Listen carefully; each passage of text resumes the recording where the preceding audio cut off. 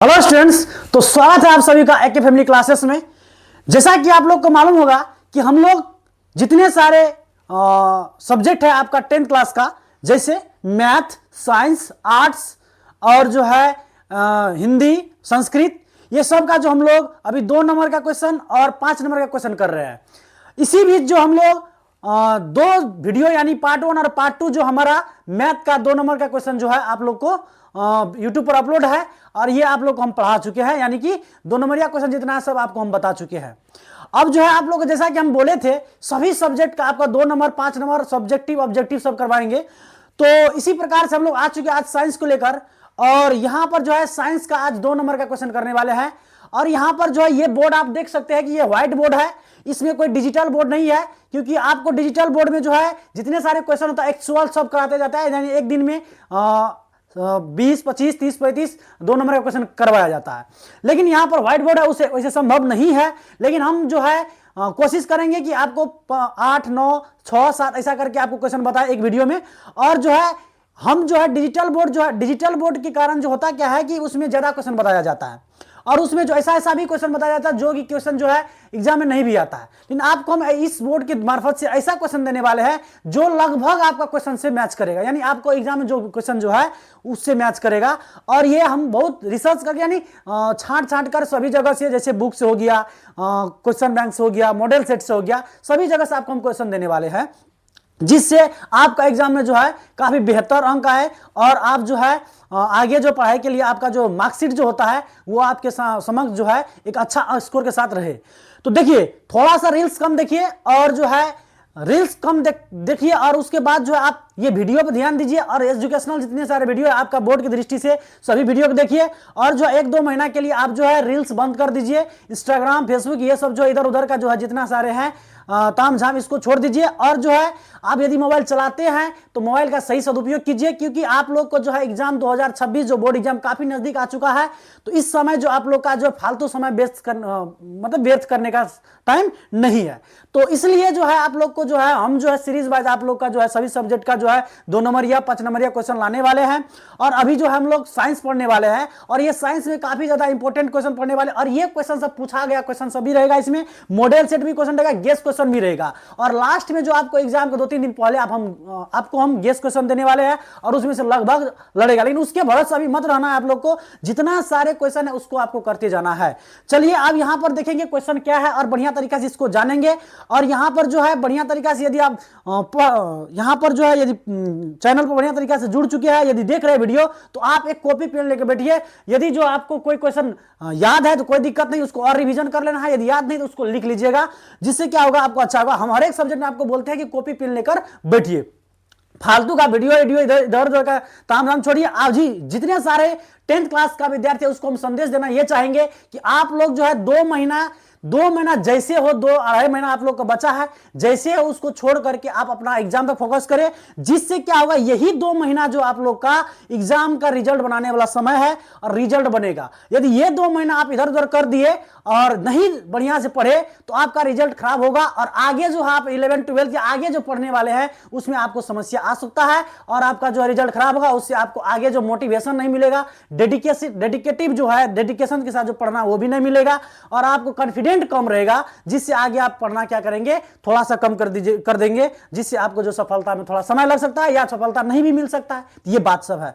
तो यदि आपका ये पहला बोर्ड एग्जाम है, यानी आपका ऐसा समझिए आप जो पढ़ रहे हैं ये आपका पहला बोर्ड एग्जाम है। पहला बोर्ड एग्जाम यानी कि ऐसा है, देखिए 9th तक हम लोग पढ़े, 9th तक स्कूल से रिजल्ट पब्लिश हो गया, काम खत्म। लेकिन वहां पर जैसे फेल विद्यार्थी पास हो जाता है, 10th क्लास जो है विद्यार्थी के एक ऐसा स्टेज है, ये पहला सीढ़ी है, यानी 10 साल हम लोग जो मेहनत करते हैं उसका परिणाम 10th क्लास में मिलता है। और ये परिणाम जो आपका मोबाइल पर रिजल्ट आएगा, ऑनलाइन रिजल्ट आएगा, आप मोबाइल पर अपना रिजल्ट देखेंगे, और इसमें कौन फेल हुआ है कौन पास हुआ है ये भी देखेंगे। तो ये आपका पहला सीढ़ी है, यानी हम लोग विद्यार्थी एज में रहते हैं तो ऐसा ही जो है पहला सीढ़ी हम लोग का 10th क्लास होता है, ये मेन टारगेट होता है। यदि इसमें हम लोग अच्छा करेंगे तो 12th में भी अच्छा करेंगे, यानी इसमें आप अच्छा खासा नंबर रहे तो 12th में भी अच्छा खासा नंबर आएगा, आगे भी हम लोग अच्छा करेंगे, ये मेन बेस है। इसलिए आप लोग से यही विनती है कि आप लोग बढ़िया तरीका से पढ़िए, 2 महीना बढ़िया तरीका से इधर उधर जो है ताम झाम छोड़ करके बढ़िया से पढ़िए। यदि मोबाइल भी चलाते हैं आप तो मोबाइल का सही सदुपयोग कीजिए, फालतू में रील्स वील्स देखने से कोई फायदा नहीं है। और आप देखते होंगे कि एजुकेशनल वीडियो ज्यादातर विद्यार्थी स्किप करके चलता है, क्योंकि एजुकेशनल वीडियो देखने के साथ उसको नींद लगने लगता है, और रील्स देखने के साथ रील्स देखने देखते देखते कब समय बीत जाता पता नहीं चलता है। तो ये बात सब है। अब इतना सारे विद्यार्थी का जो है बात है, हम लोग विद्यार्थी एज में, हम लोग भी ऐसे देखिए हम लोग भी किए हैं, तो इस प्रकार से होता है विद्यार्थी एज में। इसको कंट्रोल करके आपको चलना है। किस प्रकार आप कंट्रोल, आप एक बार मोबाइल नहीं छोड़ सकते हैं, यानी जो विद्यार्थी अभी मोबाइल चला चुका है वो पूरा तरीका से मोबाइल नहीं छोड़ सकता है। तो मोबाइल नहीं छोड़ सकते आप, सही बात है, नहीं छोड़िए, लेकिन उसका जो है सही सदुपयोग कीजिए। और वहां पर आपको अभी जो है देखना ही है तो एजुकेशनल वीडियो देखिए, जो video question set practice set करा रहा है यही चैनल पर करा रहा है या दूसरा चैनल, वो भी देखिए, जिससे आपको क्या होगा, बेनिफिट मिलेगा। तो यही सब आपसे कहना था। और ये जो हम लोग साइंस का जो पहला क्लास लेकर आए हैं इसको देखिए, और इससे जो आपको काफी ज्यादा कॉन्फिडेंट मिलेगा।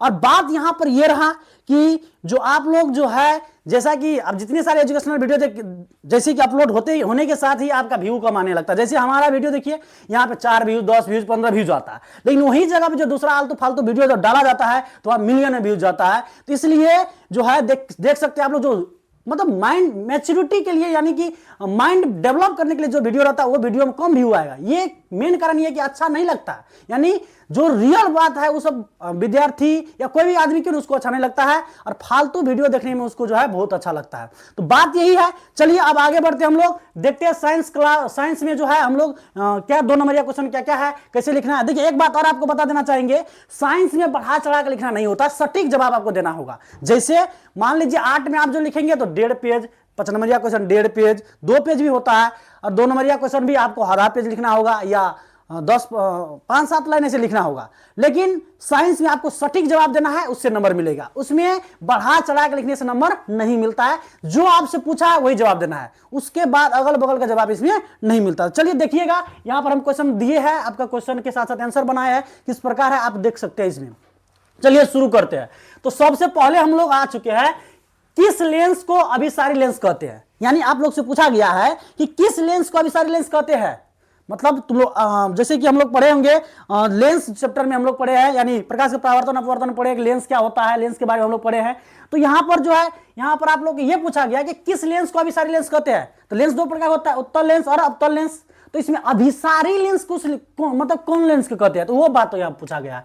तो यहाँ पे देखिए सटीक जवाब आप कभी बोले ना, तो यहाँ डायरेक्ट बोला गया कि उत्तल लेंस को अभिसारी लेंस कहते हैं, हो तो गया यहीं तक। अब इसमें बढ़ाना चढ़ाना क्या बात है, सीधा बात है कि उत्तल लेंस को अभिसारी लेंस कहते हैं। कौन लेंस को अभिसारी लेंस कहते हैं, तो उत्तल लेंस। याद करते चलिए, कौन लेंस को अभिसारी लेंस कहते हैं, तो उत्तल लेंस, और अवतल लेंस क्या कहेंगे, तो अपसारी लेंस कहेंगे। तो ये बात हुआ। तो आपसे पूछा जाएगा कि किस लेंस को अभिसारी लेंस कहते हैं, तो आप कहेंगे कि उत्तल लेंस को अभिसारी लेंस कहते हैं। कौन लेंस को कहते हैं, उत्तल लेंस को अभिसारी लेंस कहते हैं। आगे चलिए देखिए, सटीक जवाब आपको जो मांगा वही देना है, ज्यादा फालतू नहीं इधर उधर करना है। उसके बाद जो है ओम के नियम में किसका मान नियतांक होता है। यानी आपसे पूछा गया कांस्टेंट, जिसको हम लोग पढ़े होंगे कांस्टेंट या नियतांक, कि ओम के नियम में, यानी ओम के नियम में किसका मान ऐसा है कि जो नियतांक रहता है। तो डायरेक्ट पूछा गया है कि ओम के नियम में किसका मान नियतांक रहता है। तो चलिए आंसर देखते हैं इसमें क्या है। कहता ओम के नियम में प्रतिरोध यानी रेसिस्टेंस आर का मान जो होता है नियतांक होता है। यानी ओम के नियम में प्रतिरोध का मान क्या होता है, नियतांक रहता है। कि ओम के नियम में प्रतिरोध का मान क्या रहता है, नियतांक रहता है। ये याद कर लीजिएगा, ओम के नियम में किसका मान नियतांक होता है, तो प्रतिरोध का मान क्या होता है, नियतांक होता है। यहां पर लिखा गया है कि ओम के नियम में प्रतिरोध का मान क्या होता है, नियतांक होता है। तो ये देखिए आपका जवाब यहां पर है, ओम के नियम में प्रतिरोध का मान क्या होता है, नियतांक होता है। तो सटीक जवाब आपको देना है, फालतू इधर उधर नहीं लिखना है। सटीक जवाब आपका 2 में 2 नंबर मिलेगा, उससे कम नहीं मिलेगा। उसके बाद कहता है दीर्घ दृष्टि दोष का निवारण किस लेंस के द्वारा किया जाता है। यानी दीर्घ दृष्टि दोष और जो है लघु दृष्टि दोष आप लोग पढ़े होंगे, दीर्घ दृष्टि दोष और लघु दृष्टि दोष आप लोग पढ़े होंगे। तो यहां पर पूछा गया है, यानी किसी को दीर्घ दृष्टि दोष हो जाता है और किसी को लघु दृष्टि दोष हो जाता है। तो दीर्घ दृष्टि दोष जिसको होता है तो कौन लेंस से उसका निवारण किया था, कौन लेंस से उसको ठीक किया जाता है, यह बात आपसे पूछा गया है। तो दीर्घ दृष्टि दोष का निवारण किस लेंस के द्वारा किया जाता है, दीर्घ दृष्टि दोष का निवारण किस लेंस के द्वारा किया जाता है, यह पूछा गया, दीर्घ दृष्टि दोष। तो यहां पर देखिए सटीक जवाब आपको देना है, दीर्घ दृष्टि दोष का निवारण उत्तल लेंस के द्वारा किया जाता है। दीर्घ दृष्टि दोष का निवारण कौन लेंस के द्वारा किया जाता है, तो उत्तल लेंस के द्वारा। दीर्घ दृष्टि दोष, यानी दीर्घ दृष्टि दोष, जैसे कि दीर्घ दृष्टि दोष हो गया कोई व्यक्ति को, तो उसको यदि डॉक्टर के पास जाएगा तो कौन लेंस उसका जो चश्मा या कोई चीज में फिट करके देगा, कौन लेंस देगा, तो उसमें होता है कौन लेंस, तो उत्तल लेंस। तो दीर्घ दृष्टि दोष का निवारण उत्तल लेंस के द्वारा किया जाता है। सटीक जवाब मिला, इसमें आपको 2 में 2 नंबर, इसमें एक्स्ट्रा नहीं लिखना है। आगे चलिए, आगे कहता है विद्युत धारा के किस प्रभाव से बिजली की घंटी कार्य करती है। आप देखिए ये क्वेश्चन थोड़ा सा आप लोग किताब में नहीं मिलेगा आप लोग को, यानी विद्युत धारा के किस प्रभाव से बिजली का घंटी कार्य करता है, यानी विद्युत धारा के किस प्रभाव से बिजली की घंटी कार्य करता है। तो देखिए आंसर क्या दिखा, पहले आंसर आपको बता दे तो आप बताएंगे ये होता क्या है। देखिए विद्युत धारा के चुंबक के प्रभाव से बिजली की घंटी कार्य करती है। बिजली की घंटी ऐसे अलार्म जैसे बोल सकते हैं, यानी बिजली की घंटी, बैटरी लगा देंगे वो घंटी बोलने स्टार्ट हो जाएगा। हम आपको दिखाना चाहेंगे, यदि आप देखेंगे तो मोबाइल में दिखा सकते हैं बिजली की घंटी से कैसे होता है। बिजली घंटी, बिजली का घंटी कैसे होता है आपको हम दिखाना चाहेंगे। यहां पर बात यह बोला गया है कि दीर्घ दृष्टि दोष का निवारण विद्युत धारा के किस प्रभाव से बिजली की घंटी कार्य करती है। बिजली की घंटी, बिजली की घंटी, घंटी तो देख सकते हैं आप लोग बिजली का घंटी किसको कहते हैं, यहां पर आपको हम दिखा सकते हैं। देखिए ऐसा वाला घंटी होता है बिजली का घंटी, इसको कहते हैं बिजली की घंटी। ये जो होता है ये बिजली घंटी, साइकिल का घंटी जो होता है इसी प्रकार से बोलता है। और यहाँ पर बैटरी सेट होता है, यहाँ पर बैटरी सेट होता है, और जिस प्रकार से बिजली घंटी इस प्रकार से होता है। आप देख सकते हैं मोबाइल में यदि देखते होंगे फ्रेश से तो इसे होगा, या आप सर्च कर सकते हैं बिजली घंटी किसे कहते हैं। तो देखिए इसमें आप इसका आंसर देखिए, आंसर क्या है, तो आंसर ये है कि विद्युत धारा के चुंबकीय प्रभाव, मेन बात यहां पर है, विद्युत धारा के चुंबकीय प्रभाव से बिजली घंटी कार्य करती है। यानी विद्युत धारा के चुंबकीय प्रभाव जो होता है उससे क्या होता है, बिजली की घंटी कार्य करती है। विद्युत धारा के चुंबकीय प्रभाव से बिजली की घंटी कार्य करती है। यहां देखिए विद्युत धारा के चुंबक के प्रभाव से बिजली की घंटी कार्य करती है। तो आपसे पूछा जाएगा कि विद्युत धारा के किस प्रभाव से बिजली की घंटी कार्य करती है, तो सीधा सीधी बोलना है विद्युत धारा के चुंबक के प्रभाव से बिजली की घंटी कार्य करती है। सटीक जवाब देना है, 2 में 2 नंबर मिलेगा, एक्स्ट्रा लिखना कोई जरूरत नहीं है।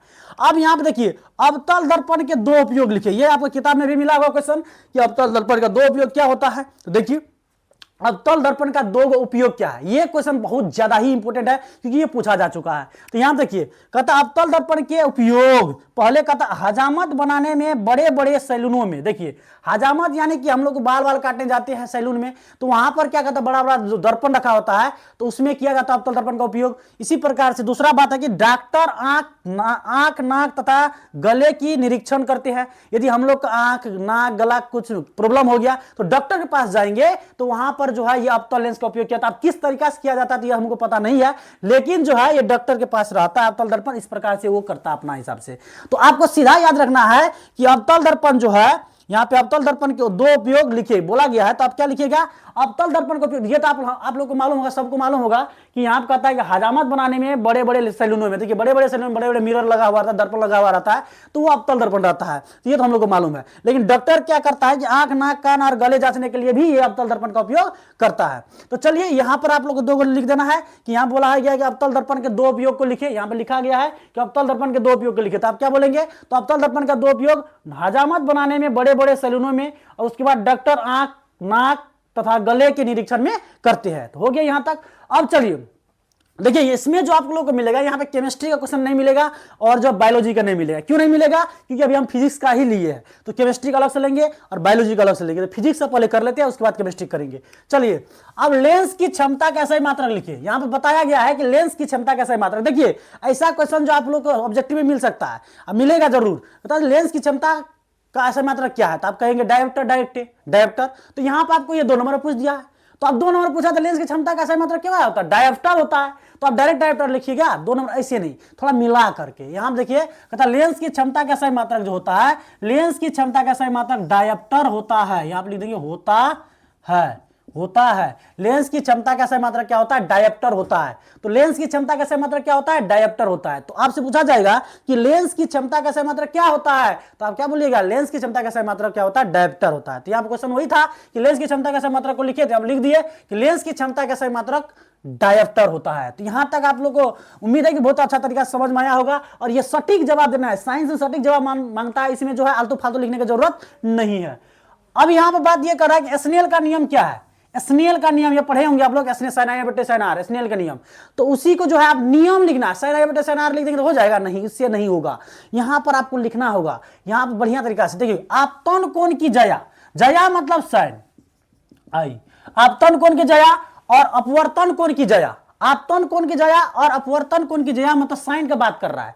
तो आपतन कोण की जया और अपवर्तन कोण की जया की निष्पत्ति एक स्थिरांक होती है और यह स्थिरांक पहले माध्यम के सापेक्ष दूसरे माध्यम का अपवर्तनांक कहा जाता है। देखिए यहां पे स्नेल का नियम क्या बोला गया, स्नेल का नियम से आपसे पूछा, आप लोग तो ओम का नियम पढ़े होंगे, इसी के साथ साथ कभी काल स्नेल का नियम पूछ दिया जाता है और विद्यार्थी डायरेक्ट याद किया हो रहा था कि स्नेल का नियम sin i बटे sin r, लेकिन बात ऐसा नहीं चलेगा क्योंकि sin i बटे sin r तो होता है, लेकिन उसको आपको भाषा में मिला के आपको लिखना होगा। तो यहां पर कैसे लिखेगा आप, तो यहां पर बात यहां पर यह है कि आपतन कोण की जया और अपवर्तन कोण की जया की निष्पत्ति एक स्थिरांक होती है। सुनिए यहां पर कहता है आपतन कोण की जया और अपवर्तन कोण की जया की निष्पत्ति एक स्थिरांक होती है, निष्पत्ति एक स्थिरांक होती है। फिर क्या होती है, आपतन कोण की जया और अपवर्तन कोण की जया निष्पत्ति एक स्थिरांक होती है और यह स्थिरांक पहले माध्यम के सापेक्ष दूसरे माध्यम का अपवर्तनांक कहा जाता है, पहले माध्यम के सापेक्ष दूसरे माध्यम का अपवर्तनांक कहा जाता है। और लास्ट आपको लिख देना है sin i बटे sin r बराबर स्थिरांक हो गया। ये मेन है, sin i बटे sin r, ये मेन है, आपको ये मेन लगेगा और ये इसके बराबर कांस्टेंट यानी स्थिरांक होता है। लेकिन बात यहां पर ऐसा नहीं बोला गया है, आपको पूछा गया कि स्नेल का नियम क्या है, तो आपको भाषा में मिला लिखना होगा, लास्ट में लिख देना होगा, आप पहले भी लिख सकते हैं। तो यहां बोला गया कि आपतन कोण की जया और अपवर्तन कोण की जया की निष्पत्ति एक स्थिरांक होती है और यह स्थिरांक पहले माध्यम के सापेक्ष दूसरे माध्यम का अपवर्तनांक कहा जाता है और sin i बटे sin r बराबर स्थिरांक, ये हो गया। अब चलिए यहां पे थोड़ा लंबा लिखना है क्योंकि नियम पूछ रहा है, जो नियम है वो बोलना होगा। अब चलिए विद्युत मोटर का क्या सिद्धांत है, यहां पूछा गया है कि विद्युत मोटर का क्या सिद्धांत है, यानी विद्युत मोटर का सिद्धांत पूछा गया आपसे, आप पढ़ेंगे विद्युत मोटर का सिद्धांत क्या होता है। तो यहां बोला गया कि विद्युत मोटर एक ऐसी युक्ति है जिसमें विद्युत ऊर्जा का यांत्रिक ऊर्जा में रूपांतरण करता है। ध्यान दीजिए, विद्युत मोटर यानी विद्युत मोटर कार्य क्या करता है कि विद्युत ऊर्जा लेता है और घूमने स्टार्ट हो जाता है। जैसे मान लीजिए हम लोग क्या करते हैं, मोटर स्टार्ट करते हैं खेत पटाने के लिए या जो है पंखा चलाने के लिए, पंखा में उसी प्रकार से क्या होता है कि उसमें हम लोग करंट देते हैं और करंट देने के बाद वो घूमना स्टार्ट हो जाता है। तो वो लिया क्या, विद्युत ऊर्जा, और स्टार्ट किया तो वो क्या हो गया, यांत्रिक ऊर्जा। तो विद्युत मोटर जो सिद्धांत उसका होता है कि विद्युत ऊर्जा को कन्वर्ट करता है किसमें, यांत्रिक ऊर्जा में, यही होता है विद्युत मोटर का सिद्धांत। यहां वही बात बताया गया है कि विद्युत मोटर एक ऐसी युक्ति है जिसमें विद्युत ऊर्जा का यांत्रिक ऊर्जा में रूपांतरण होता है। देखिए फिर से बोल रहा है यहां पे कि विद्युत मोटर एक ऐसी युक्ति है जिसमें विद्युत ऊर्जा का यांत्रिक ऊर्जा में रूपांतरण करता है। फिर से सुनिए, आपसे पूछा जाएगा कि विद्युत मोटर का सिद्धांत को लिखिए, तो आप कैसे लिखिएगा, तो विद्युत मोटर एक ऐसी सिद्धांत है, विद्युत मोटर एक ऐसी सिद्धांत है जो यांत्रिक ऊर्जा को विद्युत ऊर्जा में बदलती है। यांत्रिक ऊर्जा कौन ऊर्जा में बदलती है, विद्युत ऊर्जा में। हो गया, ये विद्युत मोटर का सिद्धांत हो गया। तो आप लोग को ये फिजिक्स का जो हम क्या क्वेश्चन बता चुके हैं, 8 क्वेश्चन बता चुके हैं। कितना, 8 क्वेश्चन। ये 8 को क्वेश्चन आपको क्या करना है, फिलहाल याद करना। आप देखिए इस ऐसे क्वेश्चन आपको हम दिए हैं जो आपको तुरंत याद होगा। आपको हम क्या बोले, पहले हम बार बार रिपीट कर रहे हैं कि सटीक जवाब साइंस मांगता है, इसमें आलतू फालतू लिखने का जरूरत नहीं है, जो आपसे मांगा वही लिखिए, काम खत्म, 2 नंबर मिलेगा। फालतू टाइम इधर उधर करने से कोई इधर उधर नहीं है। तो 2 नंबर का क्वेश्चन है तो 2 नंबर के जैसा लिखेंगे। एक के लाइन हुआ क्यों नहीं, सटीक जवाब आपको देना होगा। तो देखिए इस प्रकार से आपको लिखना भी है। लिखने का तरीका क्या होना चाहिए, यहाँ पे क्वेश्चन हम लिखे, लेकिन वहां पे एग्जाम क्या करिएगा, आप नंबर लिखेगा, उत्तर देके और उसके बाद उसका जवाब दीजिएगा। इस प्रकार से लिखना है। इसी प्रकार से हम लोग केमिस्ट्री लाएंगे और एक वीडियो और आएगा जो फिजिक्स लाएंगे, उसके बाद हम केमिस्ट्री स्टार्ट करेंगे। तो इस प्रकार से हम लोग क्या किए, आज 8 क्वेश्चन किए और ये मॉडल सेट से भी होगा और बुक से भी होगा और क्वेश्चन बैंक से भी क्वेश्चन रहेगा। और ये क्वेश्चन आपको हम क्या बताएं, ये डिजिटल बोर्ड नहीं है, ये जो है व्हाइट बोर्ड है, इसमें आपको एक्चुअल जो क्वेश्चन पूछा जाएगा एग्जाम में वही देंगे, फालतू क्वेश्चन नहीं देंगे। तो ये बात सब है। चलिए, तो यहां तक हम लोग क्या कर लिए, खत्म कर लिए और आपको बता दिए कि आप जो है आप लोग का एग्जाम काफी नजदीक आ चुका है, 2 महीना बचा है समथिंग। तो इसको क्या कीजिएगा, आप लोग बढ़िया तरीका से कवर कीजिएगा और बढ़िया तरीका से फालतू वालतू में टाइम इधर उधर नहीं करना है और इसको बढ़िया तरीका से पढ़ना है। तो यहां तक यदि वीडियो में बने रहे और वीडियो देखें तो आप वीडियो को जो है लाइक कमेंट और आपको कैसा लगा आज का क्लास उसको आप लिख सकते हैं और कुछ इधर उधर हुआ तो वो भी आप बता सकते हैं, आप अपना राय बता सकते हैं। और जो है चैनल को सब्सक्राइब कर लीजिए और अपने फ्रेंड सर्कल में अपने दोस्तों के साथ क्या कीजिए, शेयर कीजिए। तो यहां तक यदि आप बने रहे इसके लिए बहुत बहुत धन्यवाद। जय हिंद। आगे मिलते हैं।